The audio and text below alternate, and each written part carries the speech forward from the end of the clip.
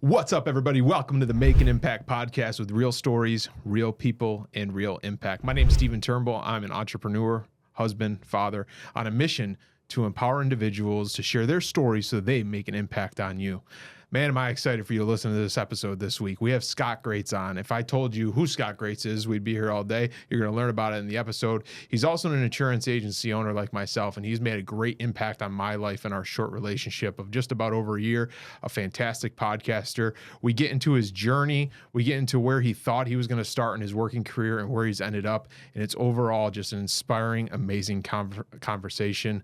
Without further ado, let's get into Scott Grates.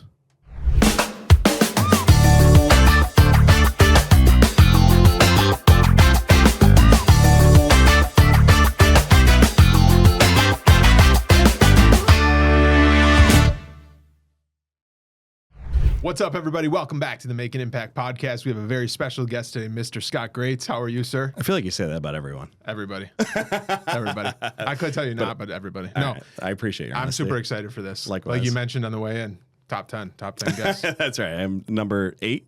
Number 8. Yeah, I'll take number 8. 7 or 8, I think. Right? 7 or 8, Mike. We'll 7. We'll move you to 7. Is that good? Right. Yeah, I like 7. Listen, this is a special episode for me. I really appreciate your recent friendship. We've kind of connected recently. Yeah. I think we're beyond recent. Yeah, maybe. Been over a year. Been over a year. You know what? We got some legs to this relationship. Last week, I think I got the Facebook reminder of when we first met, and I posted a picture in the coffee shop. So I think we're over a year. Yeah. Okay. This is getting serious.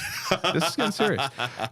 But absolutely fantastic podcaster. So this is going to make it super easy on me. So thank you for that right off the bat. But we're going to get into all that. I want to read off some things. I did some homework on you. Oh, no. Okay. How far Scott back Grates, did you go? Co-host of the Love Living Local podcast, host of the Referrals Done Right podcast, CEO of Scott Grates State Farm Insurance Agency, co-founder of the Insurance Agency Optimization, 3-time author, father, husband, most importantly, alumni to St. John Fisher Amen. College, not university. We're one of the OGs. Yeah. I fit in right at the end. SJFU. I fit right at the end. I was 2016. You were like right behind me, right? I was 2000. Well, what's funny is I was 1999. I got there in 95. And so my second son, who just graduated high school, is going to Fisher. You know, I saw one of them. I knew 30 that. years later. I knew that. And then, what's his first name? Connor. Connor, yes. Because I follow them on like Instagram and I saw he was on another thing. They were like, oh, the new class. And it was like Connor Grates. I'm like, yeah, all right. Yeah. Keep him in the family. It's kind of great. wild, man. So all those Mind-blowing. things, this is Make an Impact podcast, and it's broad. That's what I love about it. That's why we did the rebrand. That's why we shifted, like make an impact on your life, your family, your business, all those things. All those things I just read off is remarkable in your ripe age of 29. But, take us back to the beginning. I want to get into all those things and the current excitement that's going on, but just tell us the story of kind of what led you up to where you are today, and then we'll dive through it. Yeah, set out to do none of that, I guess, is the honest, quick answer. Grew up super poor. I've been told we can't call them trailer parks or trailers anymore. They're manufactured homes. Yes. But either way, I grew up in a 14 by 75 That's just for the underwriters. aluminum Right? tube. For the underwriters. Yeah. Yeah. It's a home I couldn't write insurance on today. But all kidding aside, no one in my family went to college. Father was a factory worker. Mother was a postal worker back when the term going postal was a thing because it was an awful gig. I walked in as a kid at my mom on a Sunday night, literally crying in her bedroom. And I'm like, what's wrong? And, just realizing afterwards she didn't want to start another week of work, like just hated it, but she had to because she was the breadwinner. We talk about limiting beliefs and negative self-talk and just seeing things through your lens. And this is pre-cell phones and internet. And I just figured I was destined to be a factory worker. Like my goal at the time, Remington Arms in Ilion was starting people at $13 an hour. Minimum wage was $4. And I'm like, that's fantastic. That's where I want to work. And, it's funny. There's certain crossroads in your life. I think about a dozen or so, if we all look back, moments where you could have went this way or that way. And it redefined, what ended up happening in your life. And back before I had weight issues, I actually was a pretty good football player in high school and was recruited by St. John Fisher to play football. And it was the first time when that college recruiter came that I'm like, I'm not college material. And he's like, why not? And opened my eyes to like, yeah, why not? And so So it began, and I did get through college. I was going to be the next great sports reporter. I had a communication journalism degree. I've never once written an article in a newspaper. I ended up in sales because I needed a job. We were broke, and my wife, not at the time, but now my girlfriend at the time, was also at Fisher, 2 years younger. And I'm reading a newspaper to really date myself, and it's like, hey, make $35,000 a year at Raymore and Flanagan selling furniture. I'm like, how hard can that be, right? So I'm like, I'll do that. Says the guy who has a stop sign for a coffee table at the time, right? And a couch that came off the side of the road during trash pickup. And I found out it was really hard, but it was my baptism by fire into sales. And I kind of got, it was almost like a drug where I learned the psychology of sales, and I had a great mentor there, and, yada, yada, yada. And then all the stuff you read off 30 years later, all became a thing. But very humble beginnings, and really just I guess that my biggest thing is losing that negative self-talk and that limiting belief, and realizing that I am worthy of more. Mm-hmm. Do you think I appreciate sharing the story of, I can't remember what you said, listening to your mom not being happy about going back to work or whatever. Do you think that was a shift for you as a time of kind of opening up the thought, or was it really the college turn? What was the turning point there? Yeah, no, I mean, it's a culmination. I don't think there was any one moment, but there were little signs throughout my life, and you don't see them until you look back. Mm-hmm. It's hard. At the time, everything's happening for us, not to us. But at the time, it feels like it's happening to us, right? And every time a window closes, a door is opening somewhere else, but we can't see it at the time. And so when you look back, you're like, that makes sense, right? This is what happened for me, so I can realize, even if it was painful, and a lot of it was. So, seeing my parents struggle, growing up in poverty, realizing that, I could do more. I was worthy of being in certain rooms with certain people, which I never thought I was at the time. The overnight success happens over 35 years, right? And then that's kind of my story, right? Slow and steady. So how did the furniture sales go? It was rough out of the gate. It wasn't as good as the newspaper ads. It did end up getting there, though. Alan Shockey, who has since passed away, he called me Grasshopper. He was my mentor, and he was everything you would think of as a general manager of a furniture store, like just cheap suit, outside every chance you could get, dog and cigarettes, right? Back in the days, late 90s. And he said, "Come with me, Grasshopper." I didn't smoke, but I'd go out with every smoke break with him, and he'd give me life lessons out on the sidewalk. And, it mattered, right? I mean, he saw something in me that I didn't see in myself, and all those little things that I thought were weird or quirky at the time. Again, looking back, I'm like, gosh, this dude poured into me for 2 years and gave me so much sales acumen that I didn't realize would serve me to the point it has, my whole career. Because at the time I was like, I'm just going to kill 2 years till my wife graduates, and then we're going to figure out what we're going to do for the rest of our life. Sure. But what I didn't realize, it was laying the foundation for success habits that would, last me decades. And what were some of those foundational keys, you think? So, it's funny. One of them is just keep showing up, which sounds so elementary, but when you just keep showing up, and when you just keep doing the right thing for the right person every time, and you look at every conversation as an isolated moment where it's like nothing else matters. It's just, how can I be the best version of myself for this conversation with Steven? And what can I learn? And failure is not failure. Failure is feedback, right? How can I improve from that? So it's just, the little things matter the most. Yeah. Right? I still feel like I just started yesterday. I feel I can close my eyes and remember being in the dorms right at Fisher. Man, that'd be great. Side note, here comes my ADHD.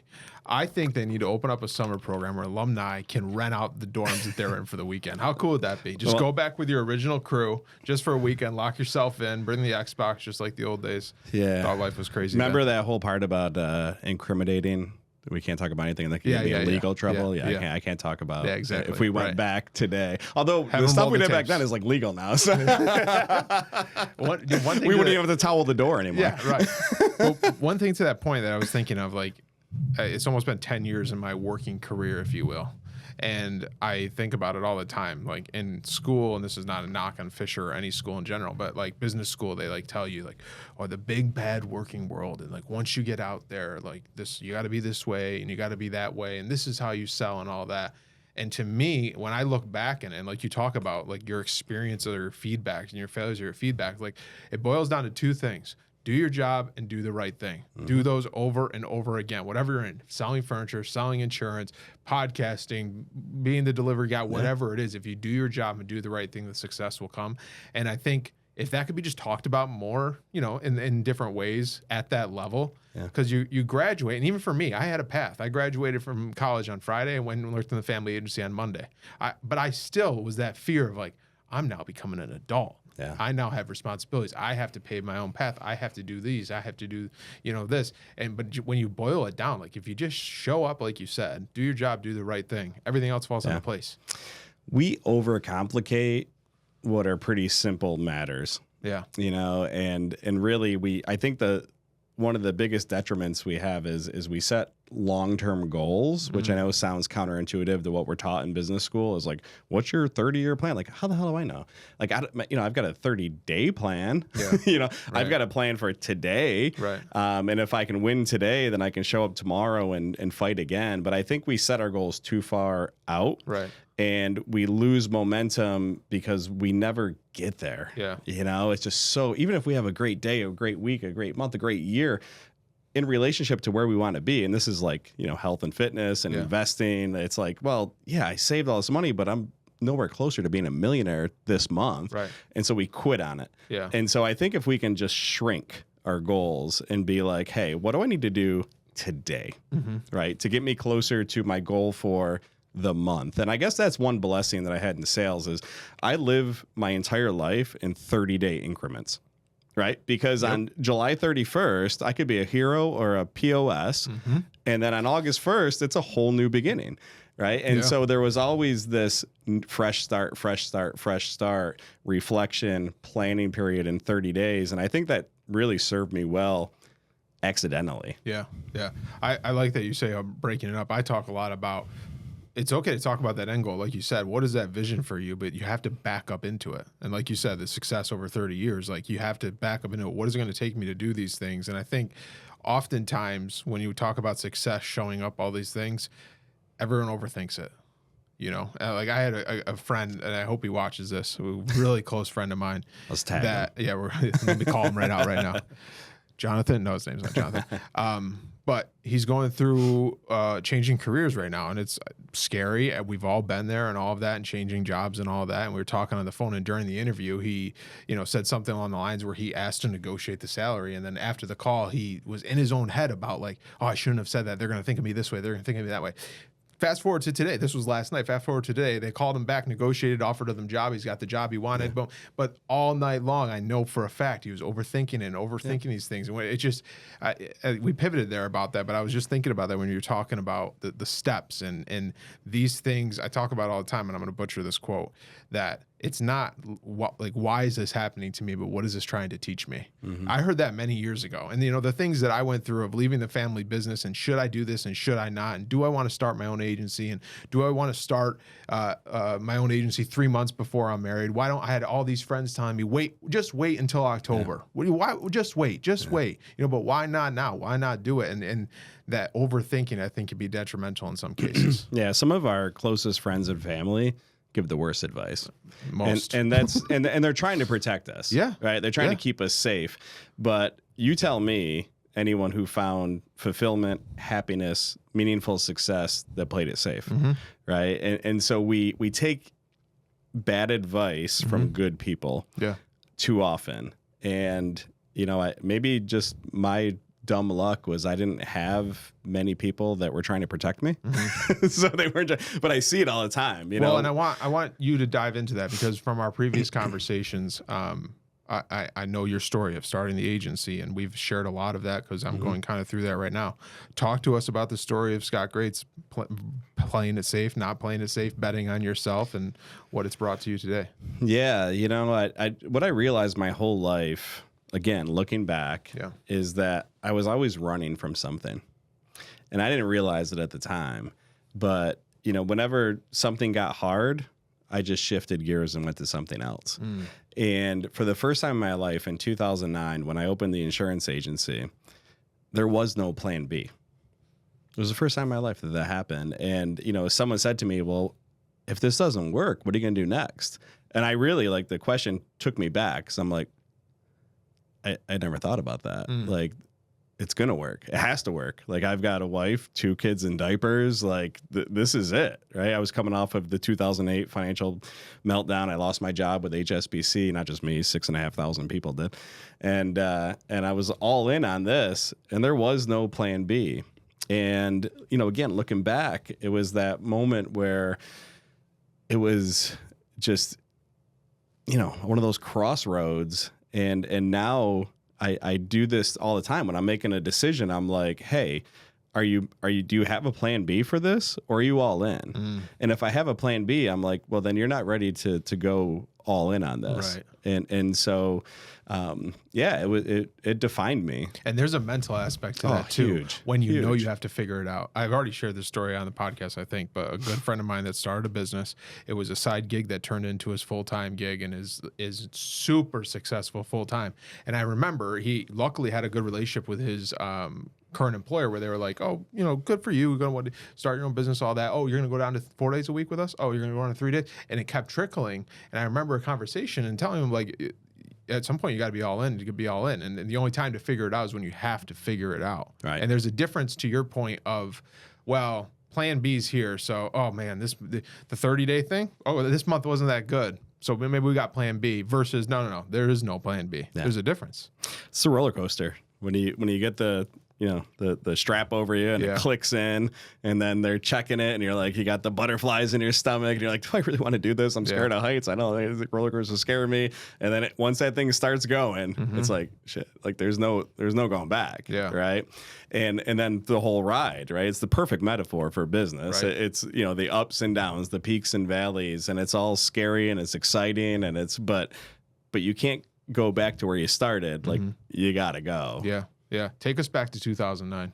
Yeah, take us back to jumping off and doing it. Yeah, it truly was this win the day mentality. I opened December 1st, 2009, and I can't say what they were, so don't ask me. But I set 2 or 3 very specific goals for that day, and I said if we can just do these 2 or 3 things today by 6 o'clock, 7 o'clock, whenever I'm going to leave, I'll consider today a win. And I've earned the right to come back December 2nd and fight again for another day.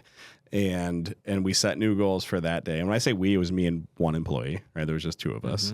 Amy, God bless you, still with me 16 years later. That's awesome. And so, when people ask me the question about, like, they're starting an agency, or they're starting, how do you become successful? And I tell them that story. They're like, oh, that's great. But how'd you really do it? And I'm like, no, that's it, right? Because we want the shiny objects. We don't like the non-sexy answer of, you have to take the stairs. There is no elevator to the top. Oh, I love that. And it's write that down. Mike, write that down. Well, you can write it down, but that's not mine. That's a Rory Vaden book, by the way. Take the stairs, but so totally stolen, like all things I'm sharing with you. But no, it's true, and Dabo Sweeney actually is another person who talks about that a lot. And he talks about being at a conference, after Clemson won a couple championships, and he was at a conference and he had these GAs, graduate assistants. And he goes, we literally were standing in front of an elevator, and they ran up to me and they were all like, Coach Sweeney, like, what do we have to do? Blah, blah, blah. And he goes, and their questions were around, like, how do we become successful immediately?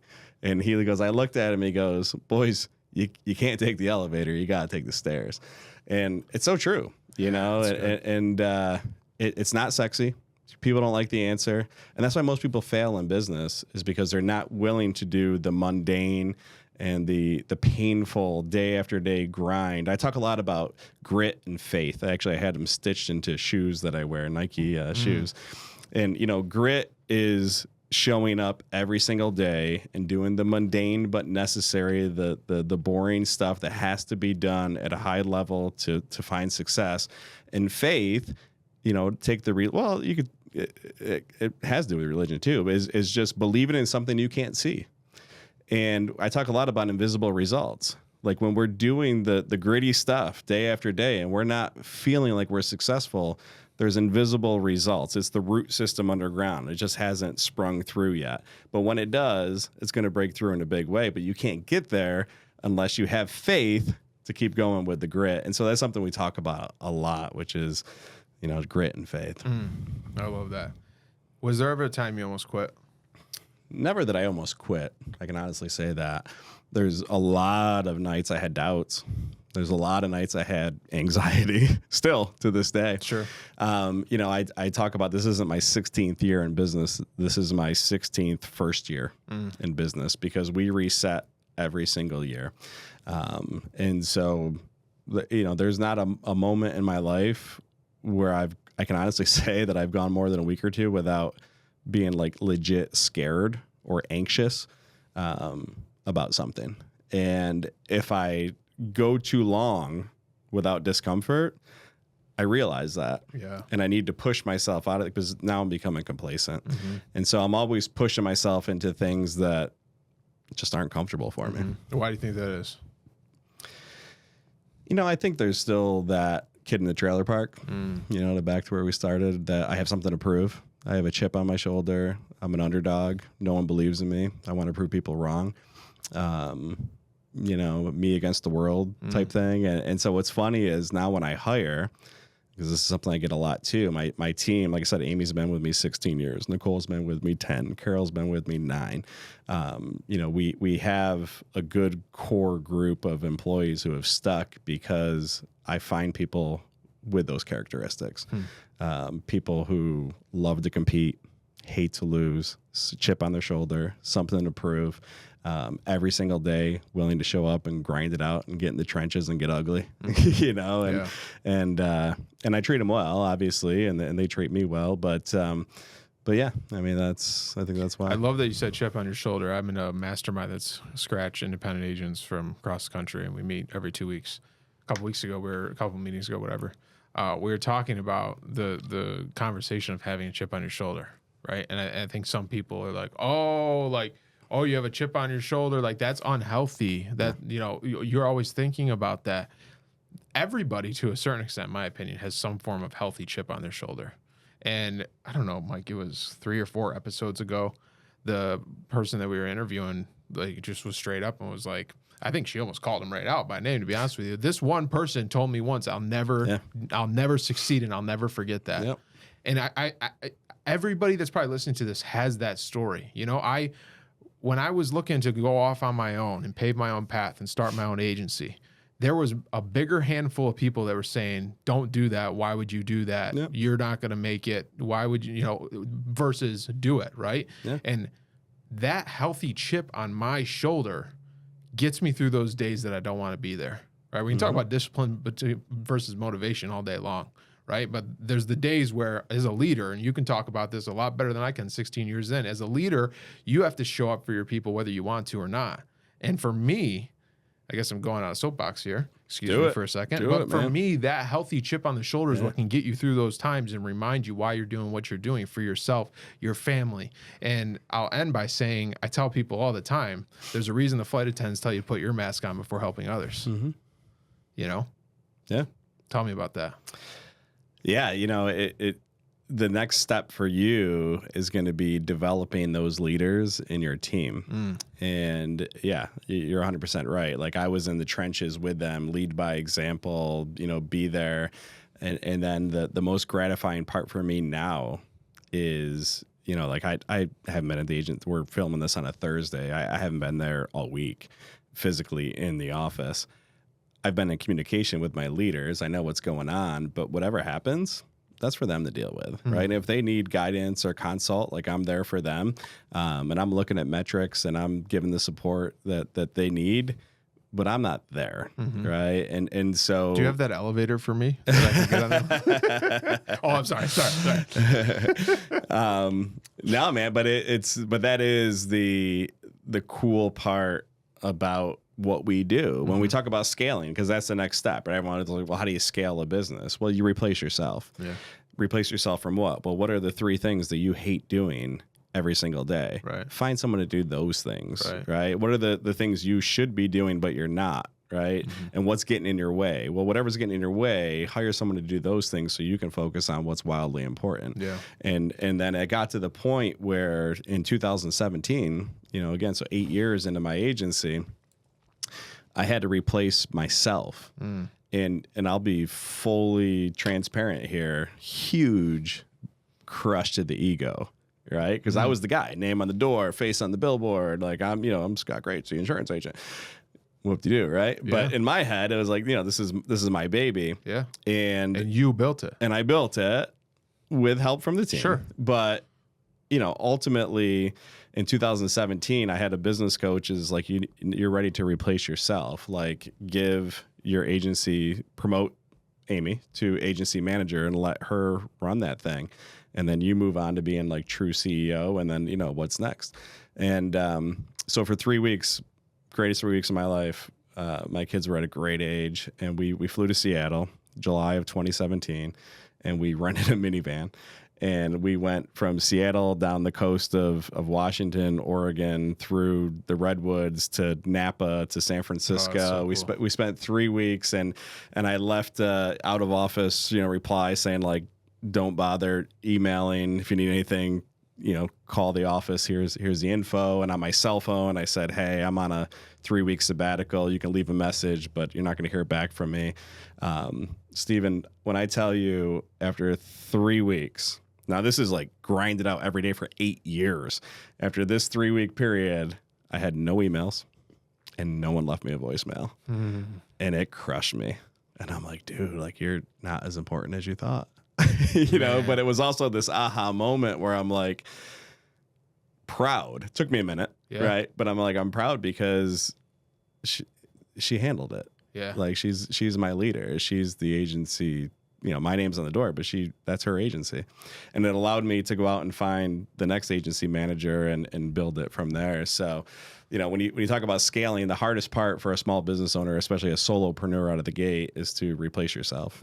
Talk to me about leadership over the 16 years, because there's still what I'd like to say a bigger percentage of people out there that are this is a PG-13 podcast, right? That's yours. You tell me. That's right. There's still a large percentage of people out there that are bitching that, it's so hard to find good help.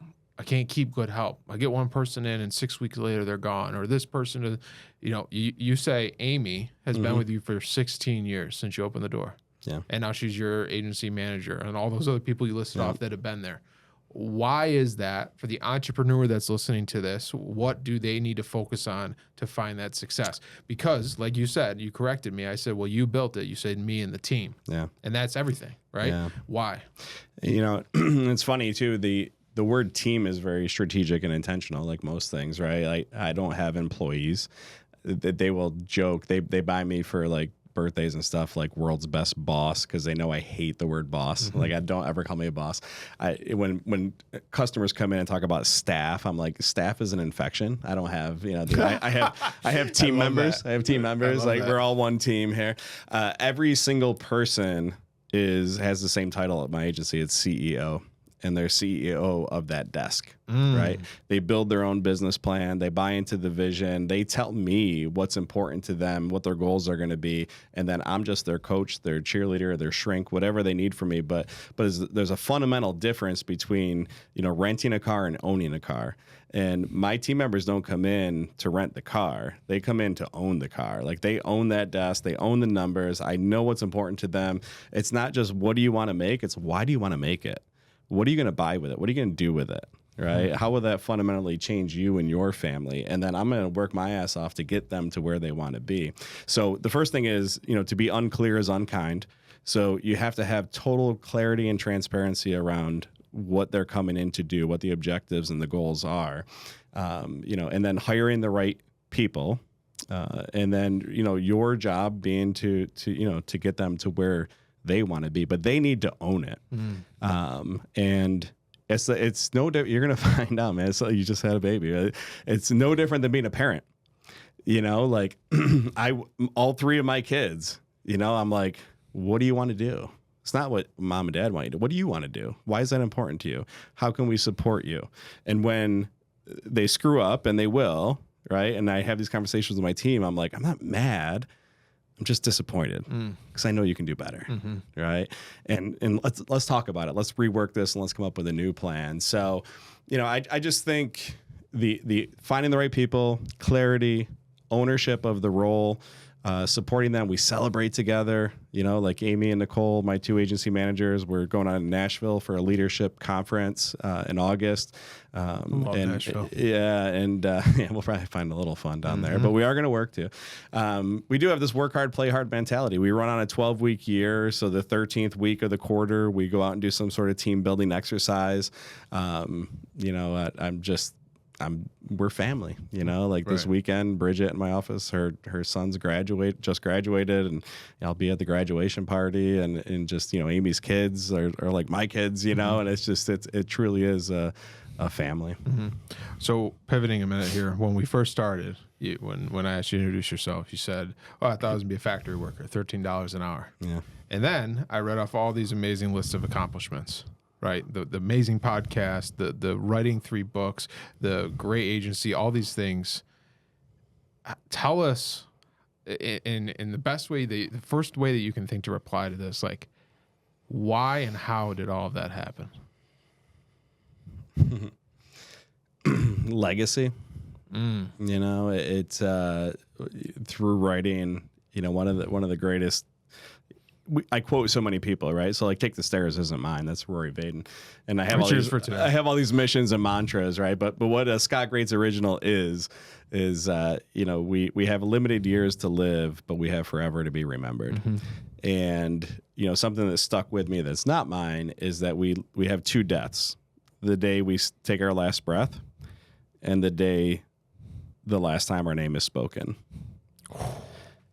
And just gave me chills. And my mission is to make sure that my name is spoken for 100+ years after I take my last breath, so that the legacy lives on. Well, how do you do that? Well, you make a real difference in the people's lives, so that they're telling stories about you, remembering things about you 100+ years later after that last breath. And, I intentionally start the conversation, and you put it on T for me without even us having any conversation. Thank you, Fisher boys. About growing up humble and broke. And we are born into this world with nothing. And the day we die, we have nothing, because all of our earthly possessions are someone else's at that point. And so, my whole deal is, how can I just live optimally so that, on that last day, I joke with my kids. I'm like, dude, you're going to get life insurance, but you're not getting any money out of our checking account, because we're going to bounce the last check we write. Like we are living on all the money that we make, right? But no, how can I pour into people? I want to give more than I ever had. I want to donate more than I ever made. I want to die broke. Truly. I love that. Can I tell you, that's the reason for this rebrand of this podcast is I see what I hope to be a lot of me in you. And that's why I've just appreciated our friendship so much, because not only are we in the same industry and all of those common things, all that good stuff, but like for me, it was about legacy. It was about making an impact. And I think about, there's nothing more that I get more of a joy out of than making a relationship to somebody that turns into a great, we were talking about it before we recorded. I introduced somebody to a company, they got a great contract out of it. Like, I get nothing for that besides the pure joy of like, I am making an impact in that person who is starting that service and the person that is now taking that service or helping somebody. And that's the reason for this rebrand of the podcast, is because I love, and as a podcaster, which I want to get into it, like I hear, sometimes in these podcast groups and all this, oh, another podcast. Oh, another this, another. Everybody has a story, and everybody's stories deserve to be heard. And there's so many things that you won't find out unless you sit down with a person and realize the background, the reason for why they get up every day. Why'd you do this? Why'd you start that podcast? Why'd you start that business? And that's the reason for this rebrand. So I appreciate the heck out of the way that you describe that, because it means a lot. I love the rebrand. I love the way you just set that up, because that's what you and I do every single day. Not podcasting, but with our customers. What's your story? What's important to you? Where do you want to get? what gaps do you have along the way where if the unexpected does pop up, is going to derail you? And, something I spend a ton of time with my team on is we have the ability to change family trees, truly, because right now, multiple businesses, my wife fortunately supports me, doesn't have to go out and work every single day, 3 kids, 2 in college. Something happens to me on the way home and I don't have life insurance. What's that look like for my family? All right. Something happens to me on the way home now and I have millions of dollars in life insurance. Like, you can't replace the person. I get that. But you can't take a terrible situation and compound it with financial stress. And so the conversations we have every single day are, what's important to you? How can I help you get there? And if there's any bumps in the road along the way, right, the worst time to find out you don't have the right coverage is at claim time. And so we're going to have these conversations in advance to make sure that during those scary, unexpected, confusing times when you call me and you want answers, I'm going to tell you what you want to hear because we did the work in advance. And it's noble and no different than a doctor, a dentist, an attorney, an accountant. Your insurance agent, your risk advisor takes care of the vehicle you drive, the assets you have, your future assets, the home you live in, the health insurance, the life insurance, your paycheck, your children, your legacy. And people are like, well, how long is this going to take? I'm like, as long as it needs. This is the most important stuff in your life, Yeah. And for whatever reason, we've been, it's this race to the bottom where it's just price, cheapest. And it's like, no, because at claim time, the last thing you're going to ask me is, Stephen, what am I paying? Right. No one gives a shit what you're paying at claim time. Now it's like, Stephen, what am I going to get? Right. How are you going to help me? And it's like, okay, well, now the conversation changes. So we got to have that conversation up front. Right. So when this happens, we're prepared on the back end. And so, again, soapbox you talk about, but I'm passionate about this stuff because I've seen it. I've seen the good and the bad. I've seen people have the coverage they need and it changes their life. And I've seen people not have the coverage they need and it changes their life. And so you decide, what's it worth to you up front to make sure, that you have the peace of mind. And the other thing too with insurance, people are like, I spent all this money on insurance, I don't get anything. It's like, great. That means nothing bad happened to you. I hope I never have to use any of my insurance, right? Especially my life insurance. Right. But, that doesn't mean you don't need it. Right. Because when you do, you do. I hope you don't mind. I'm going to clip that out and send it to all my clients just so they understand. Please do. All right. Pivoting before we wrap up, because I could talk all night long with you. Talk to us about Love Living Local. Man, I just love, no pun intended. Living local. I love Living Local, but I love more what you guys are doing. Yeah, thank you. It has been, I remember, I can't say I remember the episode 1 or whatever. I remember just when it came out and seeing it, and I'm like, man, this is freaking cool. And the steam you've got behind it, and the events you just put on. Just briefly talk to us, like, why add another thing to this list? Why for you? Same question my wife asked. Why for you was that important, and like, what does it mean for you? And tell us about it. Yeah. So real quick, I have this philosophy in life that if you jump, a net will appear. And it's just this mentality of jump and figure it out on the way down. And this goes back to the no plan B. And I don't know, man. I just, my passion, my purpose, I say all the time, insurance agent is what I do, but it's not who I am. And I listen to a lot of national podcasts, the Ed Milet's and Mel Robbins of the world.